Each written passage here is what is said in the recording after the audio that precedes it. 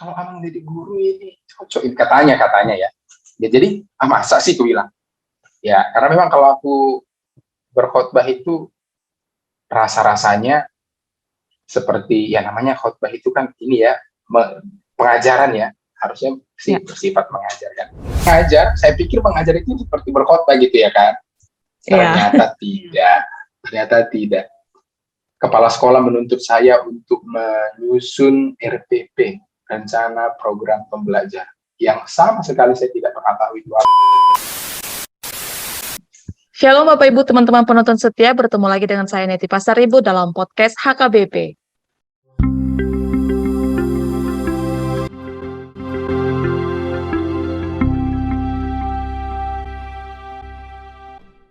Podcast kali ini kita akan berbincang dengan seorang calon pelayan yang sedang melayani di HKBP Hasahatan.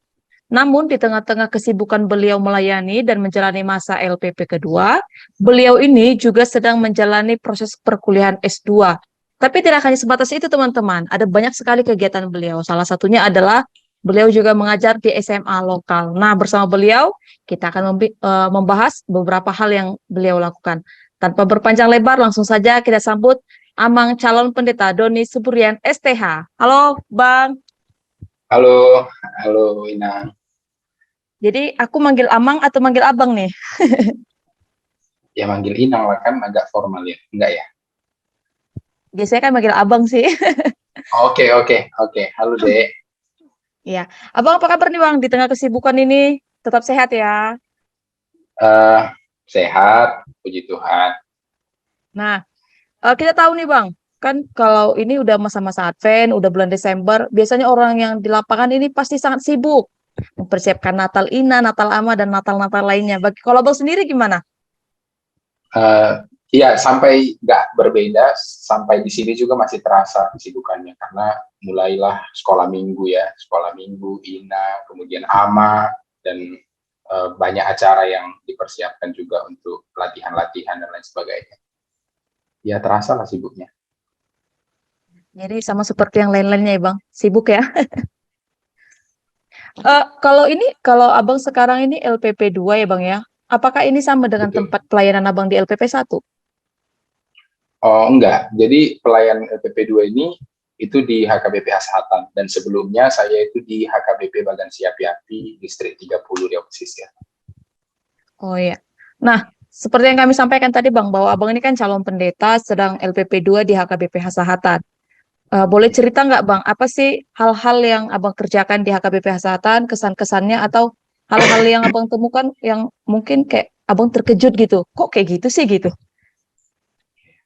Ya, jadi terima kasih sebelumnya untuk hal-hal yang sebenarnya gini, hal-hal yang dihadapi itu pertama sekali memang karena ini kali keduanya gereja ini menerima full timer. Jadi kendala-kendala seperti adanya, kalau disampaikan takutnya nanti Amang itu nonton gitu, adanya konflik intern lah gitu, adanya ketegangan lah dengan Sintua, paling itu aja sih. Kalau misalnya pelayanan-pelayanan, puji Tuhan jemaat semua menyambutnya dengan welcome. Nah, kalau di gereja, tapi seperti yang tadi Neti bilang, kalau pelayanan-pelayanan yang lain itu hanya sebatas menjadi guru di SMA, di 2 SMA negeri dan SMA daerah Air Batu. Jadi kesibukannya di semester ini, karena ini akhir semester ya, jadi ujian, koreksi jawaban siswa, dan mengisi nilai, itu aja. Jadi ini sangat padat ya Bang, kegiatan Abang sebenarnya selain mempersiapkan Natal di gereja, mengajar di 2 SMA, dan ini akhir semester gitu ya Bang ya? Akhir semester. Tapi terlihat dari wajah tetap bersuka cita ya Bang di tengah-tengah pelayanan. Ya, haruslah. Tuhan kan selalu menguatkan kita dalam setiap pelayanan. Iya, waduh, segan. Nah, kami mau beranjak bertanya nih Bang. Seperti yang kami sampaikan tadi bahwa Abang saat ini sedang menempuh pendidikan S2. Boleh diceritakan nggak Bang, tulisan Abang ini tentang apa? Concern Abang di studi Abang di S2? Oh ya. Nah, saya memang kebetulan waktu itu sebelum calon pendeta, pada waktu itu saya sudah mengambil S2 karena waktu masa-masa COVID waktu itu ya, Dek, ya, kalau ingat ya. Nah, jadi waktu masa-masa COVID itu ada kemunduran pada waktu itu, kemunduran waktu pemanggilan LPP. Nah, jadi saya berpikir apa yang bisa saya ambil, maka mendaftarlah S2 di USU, jadi jurusan sosiologi.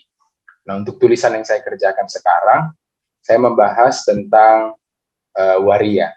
Jadi tekanan sosial yang dihadapi waria di Pematang Siantar.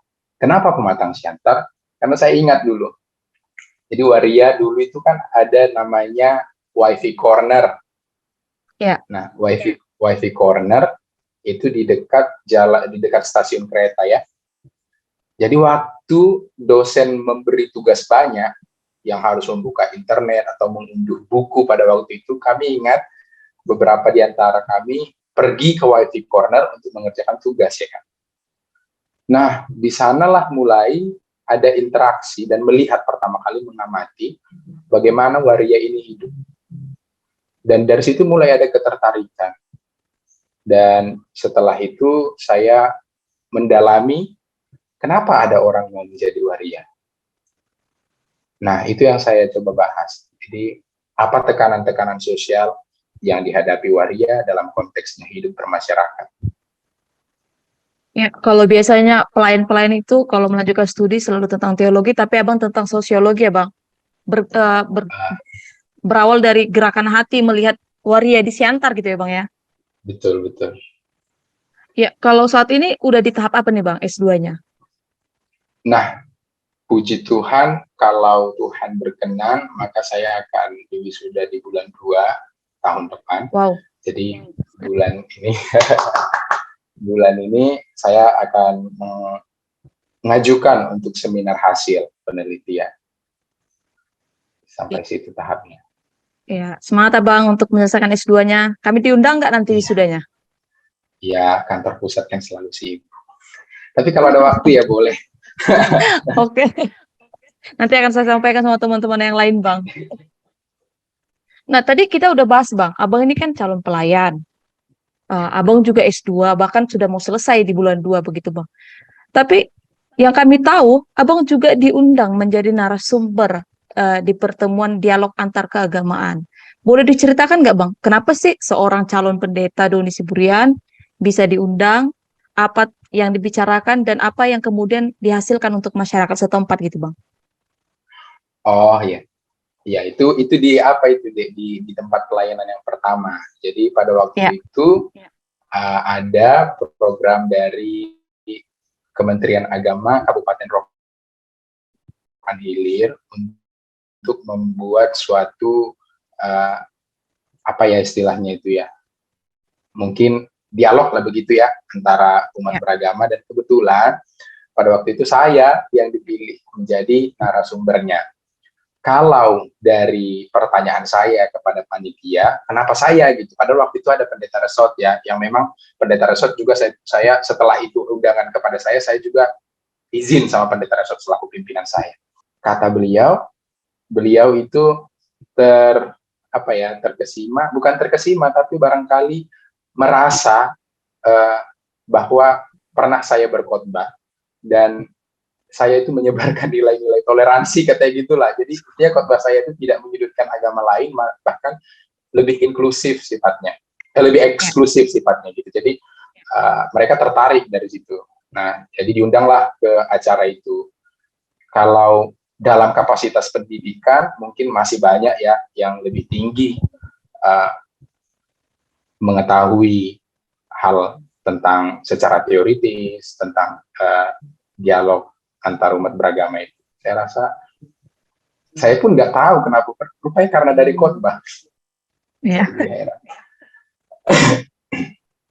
Tapi kalau ini topiknya Bang, topik yang menjadi materi Bang di situ apa Bang?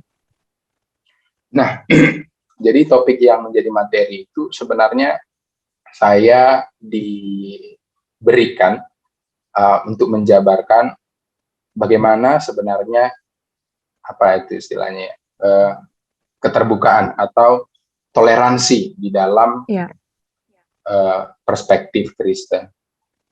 Seperti yang saya katakan, dengan keterbatasan saya coba menyusun dong. Kebetulan pada waktu itu skripsi saya tentang kitab Rut. Ya kan, ada itu di kitab Rut yang Allah mula Allahku katanya, bangsa mula bangsaku, kemanapun engkau mati, dan seterusnya kan. Nah kebetulan itu, maka adalah itu menjadi sumber dalam perjanjian lama, dan kemudian dengan penuh perjuangan saya mencoba mencari referensi dari sumber perjanjian baru. Sampai saya waktu itu suruh mahasiswa adik-adik saya yang ada di STT untuk memfoto beberapa buku supaya bisa lebih teruji gitu kan. Iya. Karena yang memaparkan itu teman saya pemapar dari Islam itu magister. Saya cukup merasa tertantang lah waktu itu untuk menyampaikan sebaik mungkin. Ya, saya mau bertanya satu pertanyaan yang sebenarnya tidak ada di skrip, Bang. Tapi saya sangat tertarik. Setiap ada pembicaraan tentang toleransi, saya sangat tertarik karena menurut saya ini adalah masalah yang urgent yang harus terus kita galakkan, bahwa sangat penting untuk saling menghargai gitu. Nah, kalau Abang sendiri nih sebagai anak muda ya Bang ya, Abang juga calon pendeta. Bagaimana menurut Abang seharusnya kita ini, baik dia anak muda, baik dia pelayan atau tidak, menyikapi tentang isu-isu intoleransi di Indonesia? Kita melihat kan sangat banyak nih Bang. Kita tidak bisa melihat perbedaan, kita melihat bahwa yang baik itu hanya harus yang sama seperti itu. Ketika ada yang berbeda kita langsung menolak gitu. Kalau Abang sendiri sebagai orang yang sudah pernah memberikan memateri, lalu tulisan Abang juga di S1 seperti itu, kalau Abang melihatnya bagaimana Bang? Nah, kalau toleransi itu bukan berarti menjadi tidak, artinya apa itu ya, ada bahasanya. Tapi toleransi bukan berarti menganggap semua agama sama ya. Iya. Itu yang pertama. Dan memang dari perspektif Alkitabiah juga jelas dikatakan bahwa Kristus adalah jalan kebenaran dan hidup. Nah, kalau kita mencoba memahami toleransi ini dari perspektif yang lebih fenomenal barangkali ya, di dalam pemahaman sosiologis, itu tidak akan pernah menemui titik final. Dalam arti begini, Neti. Jadi setiap kan ada namanya institusi sosial. Nah, agama itu termasuk salah satu di antaranya. Agama memiliki nilai-nilai yang mempengaruhi penganut agama melalui doktrin dan kitab-kitab keagamaannya. Dan anehnya, kebenaran terhadap itu tidak perlu dan tidak membutuhkan pembuktian. Ya kan? Sampai Hitler bangkit dari kubur pun orang Kristen akan percaya bahwa Alkitab itulah yang benar, kan begitu. Dan mungkin umat Islam juga begitu. Nah, tapi faktanya yang perlu kita lihat, kebenaran-kebenaran terhadap klaim kebenaran terhadap agama ini, itu yang dipahami terlalu rendah. Contoh, begini. Kita atau orang-orang dewasa ini cenderung menggunakan nalarnya itu tidak secara kritis memaknai teks-teks keagamaan. Saya rasa itu yang membuat kenapa orang menjadi intoleran.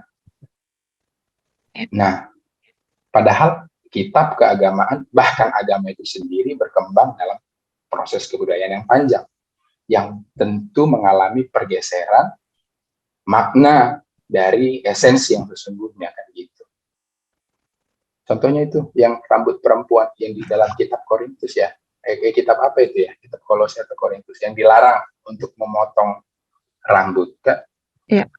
Itu harus dimaknai secara mendalam dalam konteks seperti apa dia ditulis. Nah, saya rasa itu sih Ibu Neti, Dek Neti. Ya, aku merasa bimbingan apa lo, tahu nggak? Lagi merasa kayak seminar proposal atau seminar. Tapi aku mendengar penjelasan Abang dari tadi ini, aku merasa bahwa Abang memang sudah dipersiapkan sejak awal menjadi orang yang sibuk begitu ya Bang. Orang yang bisa memikirkan banyak hal begitu. Tadi Abang sibuk melayani, lalu Abang juga sibuk S2, Abang juga menjadi pembicara. Nah, abang juga menjadi guru di 2 SMA sekaligus gitu. Itu Puji Tuhan. hal, ya itu adalah kesempatan yang menurut saya sangat luar biasa, Bang. Tapi boleh nggak kami tahu awalnya kenapa bisa abang menjadi guru di 2 SMA sekaligus? Ya, nah, terima kasih untuk pertanyaannya. Yang pertama, sebenarnya awalnya mereka memiliki guru. Iya, Itu. Awalnya mereka memiliki guru, tapi sudah semenjak beberapa tahun terakhir yang bersangkutan eh, terkena terminal illness, penyakit terminal, iya, dan kemudian harus beristirahat di rumah. Nah, pihak sekolah pada waktu tahun 2021 sampai 2020 sampai 2021 mereka masih melakukan sistem pembelajaran yang online ya waktu itu. iya, Jadi mereka cukup dengan mengirim bahan dari buku paket untuk diringkas dan terus begitu. Dan melakukan penilaian secara, saya tidak tahulah apa yang dinilai kalau udah begitu sistemnya. Nah, jadi pada waktu saya pindah ke sini, ini lagi melalui khotbah juga. Jadi ada guru di situ, ada guru matematika kebetulan Amang ini yang mengajar di SMA itu. Dia melihat katanya, kayaknya kalau Amang jadi guru ini cocok, katanya ya. Jadi masa sih, aku bilang. Ya, karena memang kalau aku berkhotbah itu rasa-rasanya seperti ya namanya khotbah itu kan ini ya pengajaran ya, harusnya sih iya, bersifat mengajar kan. Nah, jadi sampaikan, dia bilang bahasanya tidak terlalu tinggi, artinya ya memang karena keterbatasan saya ya, bahasa tidak terlalu tinggi, mudah dipahami lah itu, tidak iya. berbelit-belit dan singkat. Jadi dia bilang, mau nggak Amang jadi guru? Kenapa? Aku tanyalah kenapa. Sebenarnya gini Amang, dijelaskanlah pergumulan siswa Kristennya itu. Jadi semenjak 1 bulan waktu itu setelah 2022 ini kan di bulan 7 mulai masuk sekolah ya sampai bulan 7. Nah, di bulan 7 itu mereka kata setiap agama itu selalu dikeluarkan dan tidak seperti anak ayam kehilangan induk lah gitu. Jadi setiap agama Islam sebagai mayoritas itu di kelas, kemudian agama Kristen harus ke ruangan agama. Nah, karena nggak ada guru di ruangan agama, maka orang itu berkeliaran. Nah, seringlah kena marahi sama guru BP-nya dan lain sebagainya. Amang itu merasa prihatin pada waktu itu. Jadi sampai mau nggak Amang jadi guru?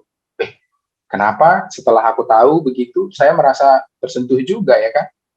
Kalau misalnya begini, selama yang saya tahu, biasanya gereja-gereja di pedesaan seperti tempat saya melayani ini, pelayanan kepada remaja itu hanya sekedar ya.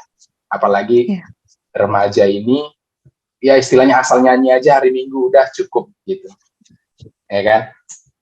Jadi padahal remaja ini yang perlu dipersiapkan untuk mengendalikan gejolak dalam diri, ditambah lagi perubahan zaman yang kian cepat bergerak. Nah, saya merasa tertantang, atau jangan-jangan ini juga panggilan Tuhan ya gitu kan.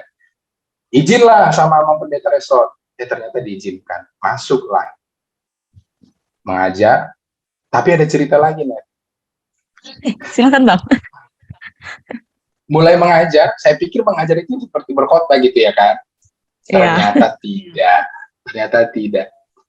Kepala sekolah menuntut saya untuk menyusun RPP, rencana program pembelajaran, yang sama sekali saya tidak pernah tahu itu apa. Saya harus belajar lagi sekitar 1 minggu, saya minta waktu 1 minggu, ternyata RPP itu bisa sampai 1 rim menyusunnya, mulai dari materi pertama sampai selesai. Saya harus belajar lagi, saya hubungi teman-teman yang LPP yang dari guru Huria, karena mereka udah belajar LPP. Kita kan nggak ada kan, mana ada kita belajar LPP ya. Nah, itu belajar ya dengan bantuan Tuhan lagi. Tadi saya bilang Tuhan selalu membantu setiap orang yang melayani. Akhirnya rampung. Jadi walaupun materinya sama-sama pembelajarannya tentang firman Tuhan, tapi metodenya berbeda ya Bang ya? Berbeda karena harus terukur, ada pengawasnya, karena pendidikan formal kan begitu ya. Ya. Nah, saya ini Aku sebenarnya berasal dari Riau gitu ya Bang, di mana Kristen itu sebenarnya menjadi kaum yang minoritas. Nah, ada di beberapa sekolah di daerah kami itu yang bahkan guru agama Kristennya tidak ada. Satu. Yang kedua, bisa aja nilai agama diminta dari Dari gereja. gereja. Iya. Iya, jadi saya sangat mengapresiasi ini daerah Abang yang mengusahakan agar ada guru agamanya begitu. Tapi saya mau tahu juga Bang, ini gimana sih kehidupan masyarakat di situ begitu? Apakah di situ orang Kristen memang mayoritas atau bagaimana Bang? Eh, Kristen di sini minoritas. Di daerah asahan itu daerah yang bisa dibilang Kristen itu masih minoritas ya, bahkan memang minoritas gitulah. Cuman kenapa itu makanya bisa, inilah indahnya ya toleransi ya. Kepala sekolahnya waktu itu Ya. ex Kristen, entah apalah Oh, yang tergerak dari hati bapak itu saya nggak tahu. Jadi ya. kepala sekolah negeri itu ex Kristen. Jadi ya entah apalah yang menggerakkan hatinya juga mau menerima, mau memanggil saya pada waktu itu. Entahlah. Tapi tadi Abang diminta menjadi pembicara itu berawal dari Abang berkhotbah begitu. Abang diminta menjadi guru juga berawal dari khotbah. Abang ini sebenarnya nampaknya ini ya Bang ya, khotbahnya sangat-sangat berpengaruh untuk pendengar ya Bang. Bukan, bukan. Jadi khotbah bukan. Jadi seperti kesannya begitu ya. Uh, Barangkali yang bisa saya lihat itu dari dua hal itu begini. Khotbah saya itu tidak terlalu akademis, tapi mampu, gimana ya dibilang, nggak tahu lah, tanya yang mendengar lah itulah. Tapi Iya, faktanya dari khotbah Abang diminta menjadi pembicara dan dari khotbah Abang diminta untuk menjadi guru. Artinya kami sangat bangga mendengar itu Bang. puji Eh, Tuhan. kalau ya kalau tadi Abang bilang Abang diminta menjadi guru berawal dari eh, berkhotbah begitu Bang. Tapi itu kan alasan pihak sekolah meminta Abang. Tapi kalau dari Abang sendiri, motivasi dari diri Abang sendiri yang mengatakan, ya udah deh, oke deh, aku mau deh jadi guru di sini gitu. Apa sih Bang? Nah, iya, kalau itu motivasi saya tadi, pertama saya melihat bahwa pelayanan itu bisa dilayangkan secara lebih luas ya. Iya. Eh, Kalau misalnya saya di gereja saya ini hanya ada mungkin remaja itu sebanyak 20 orang karena gerejanya agak agak kecil, dalam arti banyak dari jemaat kami yang kalau sudah SMA itu keluar semua ke Medan, ke Kisaran. Nah, kalau saya hanya melayani ini, maka yang tersentuh jiwa-jiwanya, jiwa. Itu kan hanya 20 orang ini kan. Tapi Iya. kalau misalnya saya di sekolah, mungkin bisa sampai 70 orang. Ya memang 70 orang di dua sekolah itu. Ya, saya melihat itu aja. Lebih banyak jiwa yang dapat diselamatkan. Asik. Lebih banyak jiwa yang bisa dirangkul gitu ya Bang. Yang banyak jiwa Betul, yang betul. dimenangkan. Yang dimenangkan, benar-benar.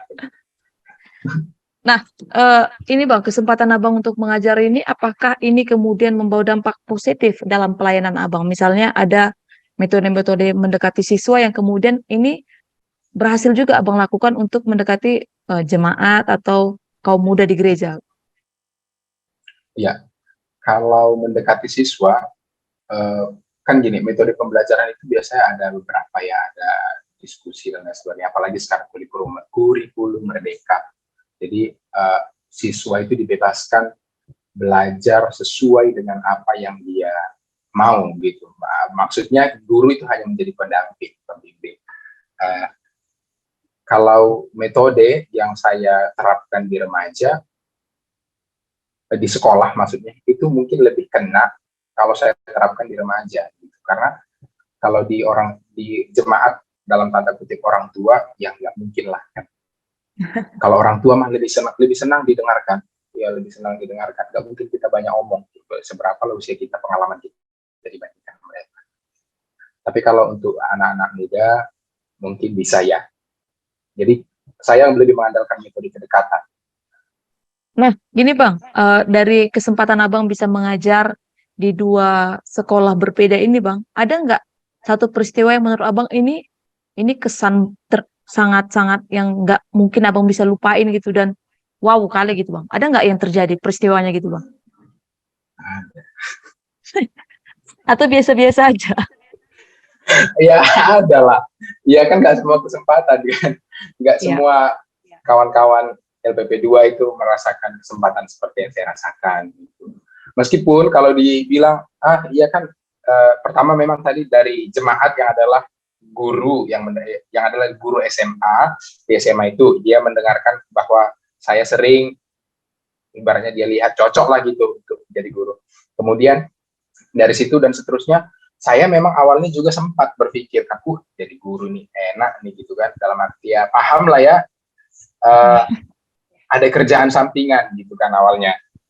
iya. Rupanya enggak. Tahu nggak? Saya itu memegang abang itu aku itu 34 jam di dua sekolah. Wow. 34 jam itu dikali 30.000. Tapi ini pelayanan untuk Tuhan bang. Nah itu, jadi hanya itulah. Ya. Sebenarnya pertanyaanku selanjutnya adalah apa suka duka abang melayani? Tapi aku tahu ya dukanya salah satunya ya 34 jam hanya dikali 30.000 itu bang. Tapi Enggak. boleh nggak diceritakan bang? Suka duka yang lainnya bang? Suka duka yang lain, uh, takutnya nanti menyinggung karena kan calon pendeta ya, tahu suka dukanya apa kan? Nggak apa-apa Sukanya, ya. sukanya ya bisa punya banyak keluarga itu lah ya, punya banyak Ya. persekutuan dengan banyak orang percaya. Tapi dukanya itu sering dianggap remeh, Karena termasuk masih oleh muda pendeta, gitu ya bang? ya termasuk oleh pendeta resort, termasuk oleh Sintua, termasuk oleh ya kawan-kawan sepelayanan itu aja. Tapi motivasinya, kembali lagi ke motivasinya tadi bang adalah memenangkan banyak jiwa. Nah itu memenangkan banyak jiwa. Begini bang, aku sering cerita nih sama teman-teman yang juga ada di lapangan begitu. Kadang mereka beberapa kali mereka mengeluh begini kayak, aduh capek kali, belum lagi ini, Hmm. belum itu, belum ini begitu. Tapi di kasus yang berbeda, kami bertemu dengan abang. Abang ini melayani Duria, abang S2, menjadi pembicara, juga menjadi guru gitu. Ini jalannya berbarengan begitu. Ya. Yang mau kami tanya, gimana sih cara abang mensiasati membagi waktu supaya ini semuanya benar jalannya gitu. Jadi nggak cuma yang ini doang, tapi yang lainnya keteteran nggak gitu. Tapi semuanya jalan bareng gitu bang. Ya. Uh, yang pertama jangan pernah menunda apapun. Gitu. Jadi kalau teringat ada tugas misalnya dari sekolah misalnya gini kan, Pak nilai ujian semester seperti tadi itu harus sudah diperiksa. Ya udah malamnya saya periksa. Kadang-kadang kan malas kita ini yang buat kita jadi akhirnya numpuk dan satu pun gak ada yang kepegang. Baru kalau misalnya pas itunya bertanggung jawab dan jangan pernah mengulur waktu itu aja. Jadi bertanggung jawab, bangun jam 6 harus masuk sekolah. Iya, kalau enggak ya malu dong kita ikut menghukum siswa kita terlambat. Jadi Apalagi guru agama. Wih, malu lah. Sebenarnya beban moral. beban moral juga ya bang. Iya, benar. Jadi cara membagi waktu abang ini juga adalah tips dan trik ini teman-teman untuk yang menonton bahwa ketika di tengah situasi yang sangat padat, kita yang pertama jangan menunda-nunda pekerjaan dan selalu on time ya bang ya Tetap tadi ya. on time, bertanggung jawab gitu. Iya, jadi jangan mulai acaranya jam 8, teman-teman datang jam 8:05. Benar, iya benar. Kalau kan kebanyakan kita gitu ya, Inang kita pengumuman hari Kamis masuk jam 4 misalnya. Jam 4 mereka berangkat dari rumah, bukan jam 4 mulainya. Jadi, Iya. aduh itu dia deh. Dari pembicaraan kita hari ini Bang, dalam kesempatan ini aku pribadi belajar banyak ya Bang ya, bagaimana kayak yang pertama menurutku kita ini sebenarnya masing-masing dikasih kepercayaan banyak itu tergantung kitanya bisa menghandle atau tidak begitu. Jadi kita menurutku aku nggak perlu iri sama abang. Kenapa sih Bang Doni bisa S2, bisa pembicara, bisa jadi guru? Karena menurutku abang bisa menghandle itu. Kalau itu mungkin di aku mungkin belum bisa begitu. Terus yang seperti abang tadi katakan bahwa ya penting untuk bertanggung jawab tentang waktu, bertanggung jawab tentang pekerjaan, dan bertanggung jawab tentang untuk diri sendiri begitu ya Bang ya. Untuk Iya pilihan-pilihan benar, yang kita lakukan. benar. Tapi net gini, kalau masalah S2-nya ya banyak yang lebih bagus Ya. ya, yang lebih jago. Ini kemarin karena ini loh, karena COVID. Jadi banyak abang-abang banyak abang-abang kita yang bahkan ada beberapa yang saya tahu abang-abang kita udah keluar negeri, bahkan Iya. wisuda sudah selesai kan. Artinya apalah saya bila harus dilihat dari kacamata yang seperti itu. Tapi dari semua kejadian ini